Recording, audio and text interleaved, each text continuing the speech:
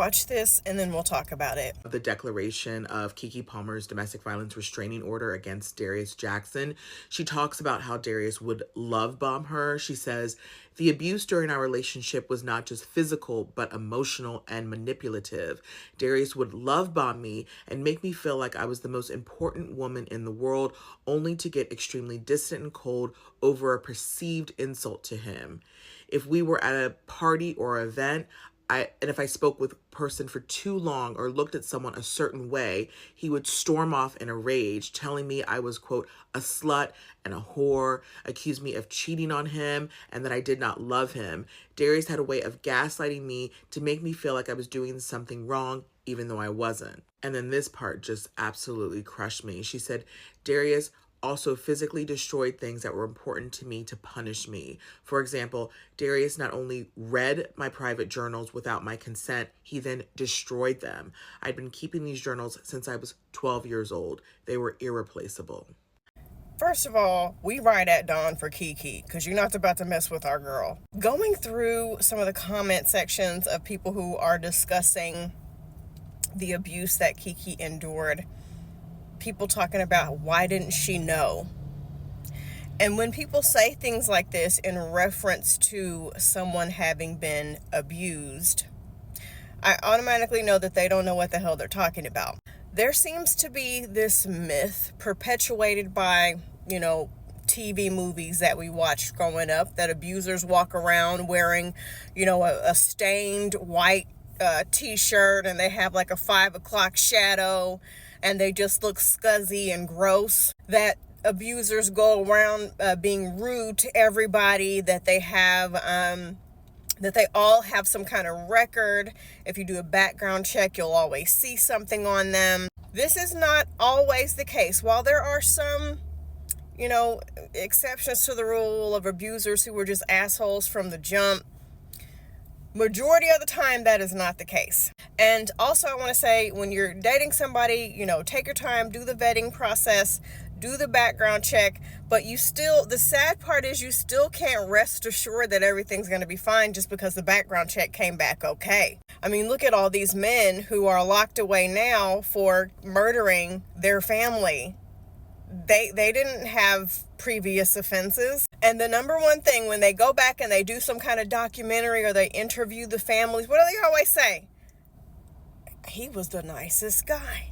I never knew. They're always shocked. And that is the dark magic of abusers. They know what to say, they know what to do, they know what to wear, they know who to hang around, they know just the right person to be, to have all you guys fooled and to have their romantic partners fooled.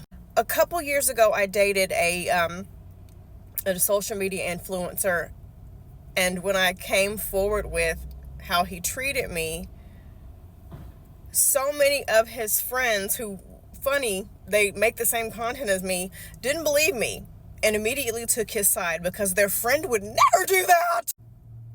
Yeah, your friend would, your son would, your brother would, your cousin would, your coworker would, your dad would, your partner would. First, we need to realize all of us are capable of doing bad things. All of us are one decision away in having the power to not only ruin our lives, but somebody else's. So let's just start there. Abusers know what to do to get you hooked. They know, how to romance you. All your friends and family think, oh my gosh, this guy is the one. And then I've heard of several cases where women get on their honeymoon and they're abused then. And they had no clue. And there are so many ignorant people who are just like, no, you saw something. You had to have seen something. No. And a lot of times you only see it in hindsight after you've gone through it and escaped it. Some of these abusers disguise their control as concern. Like my abusive ex-husband used to say, he didn't want me to wear certain things because he didn't want men to look at me and get the wrong idea.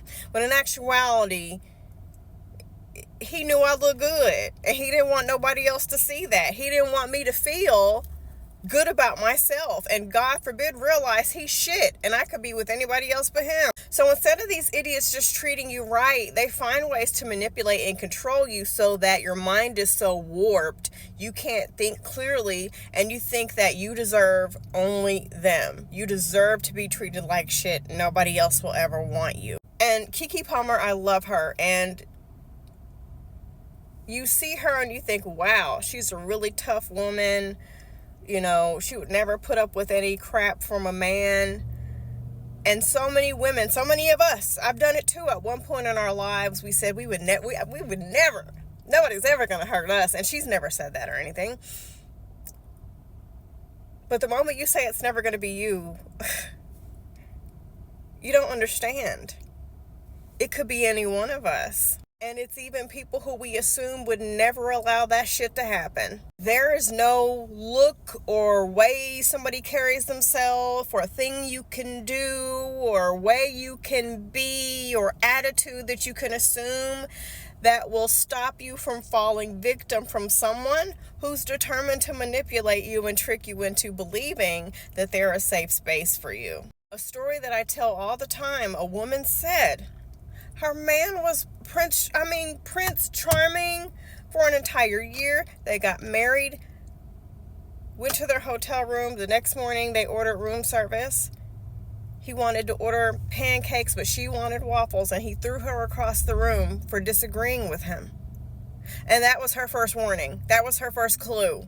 Now, we can't help the things that we don't realize, because a lot of us have been conditioned to think that some things are just jokes, some things are just concern, some things are just relationship drama, some things are just hard times. So we let a lot of shit slide, and like I said, we don't see it until we're out of it. But once you do realize what's going on, then it is up to you to get to safety and do what you have to do to take care of yourself and your children if you have children. But for a lot of women, they are dragged to hell to the point where it's damn near like impossible, and they got to really make a plan to get out. Like becoming financially dependent on a man. People think I'm hating on, the sprinkle lifestyle. I think Shira is funny. I think a lot of her advice is pretty damn good, teaching women how to heighten their standards. However, with that being said, sure, if there's a guy that wants to pay all your bills, good for you, but make sure you have a way to get away from this person. Like, never put all your trust in anybody, okay? We as women always have to be ready to leave and to stand on our own 2 feet. And a lot of women stay in abusive relationships longer than they should because they don't have anywhere to go. They put all their eggs in one basket. They put all their trust in a human being who can make mistakes, and then they are at rock bottom. Also, don't be envious of people's relationships. When they post pictures and video on social media and they're all looking happy, we don't know. And sometimes I post, I share when couples do good things for each other, but I don't know. He could have knocked her into next year, as far as I know, and then the next day they're posted up frolicking through a field of daisies. We don't know. Moral of the story is, there is no type of woman that is safe from abuse.